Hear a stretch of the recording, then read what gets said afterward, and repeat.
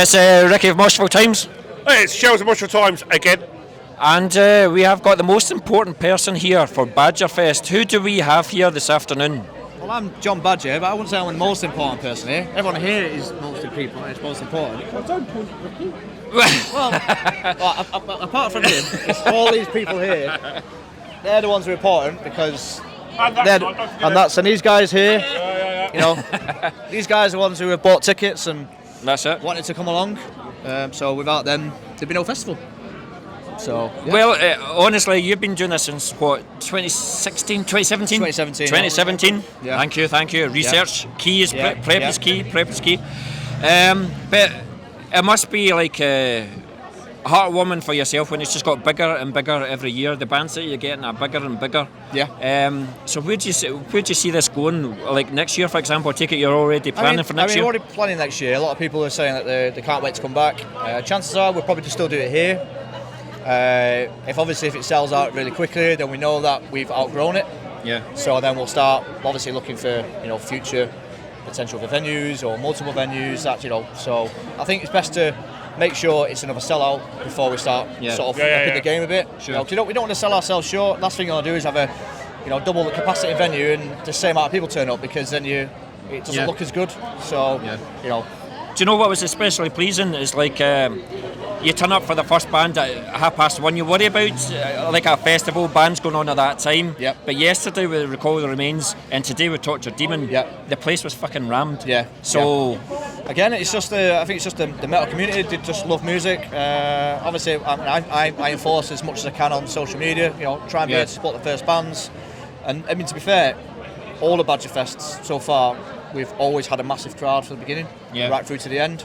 So I don't know if I'm doing anything different. I don't know, or maybe because everyone just feels it's more of it's a community. So it seems to work. Whatever you got going on works. Yeah. So, and do you know what it is? You've got 35 bands on, but you charge £35. So I think it's just £1 a band. Exactly. Yeah. Exactly. Again, I think it's. Don't get me wrong. Money's important because it helps us pay for everything. Yeah. But I think what's important is sustainability and making it affordable. And if it's affordable and people are having good value for money, when you do put that ticket price up a little bit more, I don't think anyone's going to bat an eye. But I think it's to try and be honest and just try and make it as affordable as possible and everyone have the best time. Which means then if the ticket's not as expensive, they have more money to spend on merch. They can buy band merch. Yeah.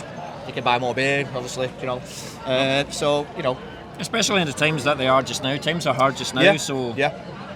But again, in the last 18 months, 2 years, people have been crying out for gigs, and that's why this place is absolutely rammed. Yeah. And people just haven't come from Manchester; they've came from all over the UK. Yeah, I mean, this year I've seen more people from outside of Manchester than the previous three. Yeah. So it's clearly showing that it's having a bigger reach. There's more people from all corners of the UK. There is a guy here, Andreas. He's from Germany. Yeah, no, I was going to say, people from America, from Germany. Yeah, there's a couple of guys here from Ireland. Yeah. So that in itself is great because it just means it's not just now a local festival. Yeah. It's starting to reach out branch out. So and that's what you want really. So yeah. And all the bands you speak to, we spoke to bands that aren't on the bill this year, and every band we speak to seems to want to play. They all want, Yeah. Where's John Badger, so I can give him a CD? That's my band, by the way. So. Well, there's been a few of them. Dog Tired. Yeah. Good mates. I wonder who sent them there. I wonder who sent them. No. They've only been looking for you the last 3 days. But Yeah. Typical Scotsman, we've been at the bar. Brilliant. Nudge. Wink. So. But you've got Badgerfest, obviously, but you don't just do Badgerfest. So, like, what other gigs do you have coming up towards the end of the year, or do you have... So I'm doing one more gig. Well, I've actually got 2 gigs essentially. So I'm doing one in December at Rebellion. Yeah. So it's Badger and the Mushrooms showcase thing. So it's just because it's Christmas, but it's a sort of. I don't like the Foo Fighters and stuff like that, but I was dancing on Friday night. Well, that's good. That's the whole idea. I couldn't believe I was actually dancing on Friday night. Yeah. But you got me moving. Yeah. You got me moving. So that's on 11th of December at Rebellion. If you check it out on Facebook, Badger and Mushrooms. But then it's like Party Cannon as well. Oh. So yeah. Next year's Badgerfest. But do you know something? I'll just say the one thing about Party Cannon, absolutely marketing geniuses. Yeah, they are. Like, every death metal bill that they're on, it's all black and white, and then you've got Party Cannon balloons. Fucking brilliant. It works really and well. see how you played balloons in there? Yeah. The first thought I had, Party Cannon. Party Cannon, yep. Yep. So it'll be cool to get them down. And then, do you know, I'm especially pleased that you played, I think it was 5 Scottish bands. I mean, God Eater today just ripped the place apart. Not today, yesterday. Yesterday, just ripped the place apart. So I loved the fact that you gave Scottish bands a chance as well. Everybody, everyone a chance to, do it. So you had 35 bands on. How many applications did you get? 300-400. Wow. It's probably more, do you know what I mean? So that's the hardest thing, is it's trying to pick the bands. That's the hardest thing. And then the hardest thing then is trying to decide where they go on a bill. But I try and sort of organise the bill so it flows. We're not having the same bands on 2 or 3 times. A couple of bands where it kind of changes the mood a little bit. So a bit of downtime. Certainly woke us up today. Opening up a Torture Demon, that sort of wakes everyone up on a Sunday morning. Definitely, you definitely need a band like that to wake everyone up on a Sunday because everyone's hungover. And they certainly did a smashing job of that. So do you think there's scope for? Is Badgerfest always going to be an annual event, or do you think there's enough scope for a biannual event? I think personally, probably, because it's only me that does everything at the moment. To do 2 of these a year would probably kill me. You probably had a bit of long hair about 6 months ago. I probably did, yeah. I personally think it means I think annually, because it just means I can throw everything into one event. And they get bigger and bigger and bigger, are you? I hope so, yeah. I mean, the response is great. There's so many people wearing Badgerfest merch and shirts and hoodies. Is there a size you get to when you'd say this is big enough, or do you just want to keep going and going and going? If the demand is there, and people want it, I'll do it. Yeah. But I don't want to shoot myself in the foot either and leave myself with a big bill at the end of it where I can't afford to do it. So, can you do something like a group of Manchester bands and book like a UK tour or something like that, like Manchester Invasion all over the UK or something like that? I mean, I did potentially have an idea where you could kind of do like a Leeds and Reading type thing. Yeah. Like Manchester and then somewhere, I don't know, maybe London or something like that, where you have all the bands playing two weekends. Yeah. But then it's like, you need people down that way to be trustworthy to run that side, because there's nothing worse if this one runs like clockwork and that one doesn't. Yeah. Because it's all falls under the same banner. Yeah. So again, that's a to run one is big enough. Well, you've got to run 2, and you've got to deal with people you don't actually know directly, like promoters, venue owners and stuff like that down there. It's not to say people are not trustworthy or anything. It's just you've got to build good relationships with them. Because at the end of the day, we now have a really good reputation of like running a very smooth, prestigious event where everything runs on time, it's on clockwork. You've now got 35 new bands that trust you to put on a good show. That's it. You're right. But it's not them, it's the guys who buy the tickets. But you must be living the dream doing this shit. I love it. Yeah. I love it, yeah. And to be honest to you, everyone I've spoken to in the audience, like all the punters, have absolutely been loving it. And it's like, for me as a Londoner, kind of Manchester, you hear all the stories. Like, it's my first time in Manchester. Yeah. You hear the stories, and everyone here is really lovely, awesome people. Yeah. It's a nice, friendly atmosphere. Yeah. I can't guarantee it'll be the same in London, I hate to say. But it normally is. But occasionally it gets a bit spicy. Yeah. And it's been awesome. As an outsider, everyone's been brilliant. But it must be cool. Like as you know, I've been doing like Zoom interviews and stuff like that for yourself. Yeah.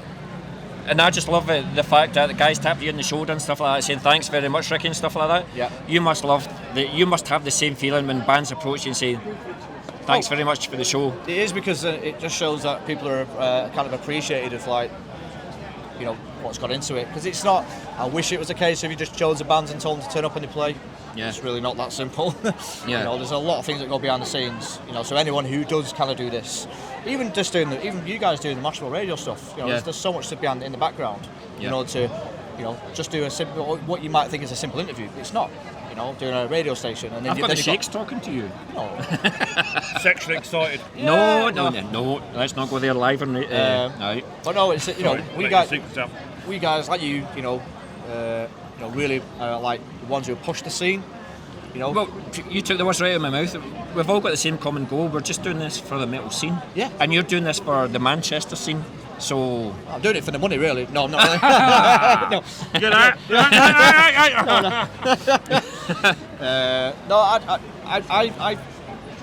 I'm quite a shy person. I do, but what I love is everyone having a good time. Yeah. And I think that's my goal. So like the kind of the motto for Badgerfest, or the mission statement, is kind of like keep it fresh, keep it new, keep it exciting. Have you got anything exciting for the very end of the night, like when Raging Spoodle are finishing up? We'll try. Yeah. Are there anything to make the photographers hang about and make sure we've got itchy fingers? Well, yeah. I mean, we did do a shot with some of the crew before when not everyone was there, so we need to try and get everyone back and try and get as many, even you guys. You know what I mean? We'll try and get as many people on stage, Cool. and we'll try and get a massively good group photo. You're not going to dress up in a 6-foot badger fit? Well, maybe 5'6". Badger suit. I'm 5'9", here we go. You know what I mean? Not quite as tall as you. Unfortunately, the last I did have a badger mascot for last time, but unfortunately he got crushed. Yeah. So, but he will be back. Good. Did you let James near him? Did you? No, actually, no. Oh, okay. He might do it next year, though. Yeah. Oh, yeah. You know what I mean? So, James, I think would make a good badger. Get him in a badger outfit, get him running around. he probably would. He'd do it as well. Yeah. Do you know something? We've also chatted to like James and Jane of 0161, and it's so pleasing to see that there's promoters that are so close together, but there's no competition, there's no rivalry or anything like that. You coincide with each other, you talk to each other. Yeah. I mean, to be fair, you exchange ideas. People, like Jane, always used to think that me and James were carrying on because we used to speak that much on the phone. So you don't then? No. Is Jane worried that you're going to steal James from her? No.